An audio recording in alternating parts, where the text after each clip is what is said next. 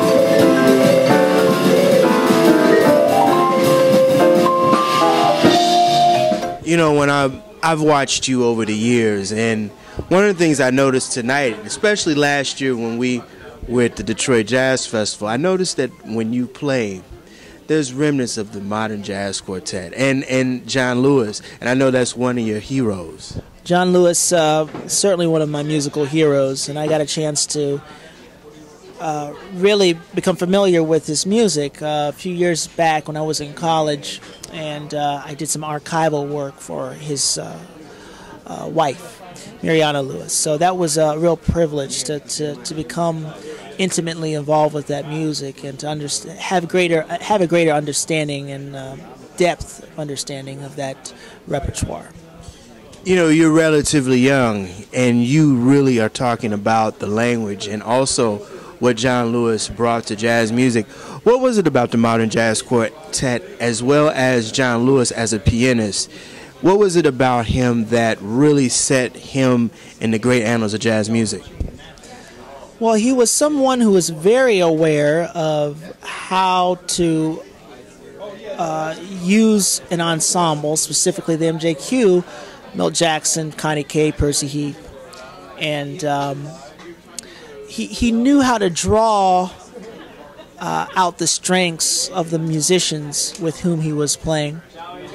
And he understood the sort of equilibrium between the kind of classical sensibility. He loved classical music, Bach, all kinds of counterpoint you hear in his music. And he combined that with the blues, and Milt Jackson really brought that to the table in that ensemble. So he had this perfect yin and yang in the ensemble that really created something electric and special, and then the group lasted for over 40 years together, on and off. You know, I wanted to bring something that you just brought up about the classical sensibilities of John Lewis. You started off playing classical, but it was also a great jazz pianist and classical pianist that you saw at an early age that kind of segued your transition from classical to jazz music, and I'm talking about Eldar. Oh yes, Eldar Jangirov. I remember meeting him at the Interlochen summer program, and I think at the time he was about 11 years old. And complete virtuoso even then, and had a very rich understanding of Art Tatum and Oscar Peterson specifically. It was amazing to see. Could improvise in those styles, and he's really a prodigy, and is still a marvelous musician. I think he just had a new album that came out, so hopefully I'll hear that sometime soon. Do you really find that there's a lot of classical in your piano style that you're bringing to the new generation of jazz piano? Well, I think because it's been such an important influence in my development, it can't help but to come out. I think studying classical music from an instrumental standpoint with the piano, and really any instrument, you have a very broad understanding of the capabilities because of the repertoire in the genre, and you learn how to develop different sounds and get different timbres. I think studying classical music is very important for a number of reasons, and if I'm talking to any musician, young musician coming up, I say you should study classical music. I think it's imperative. But as you well know in the history of jazz, there's some musicians who are geniuses who didn't necessarily study formally classical music, and that's okay too.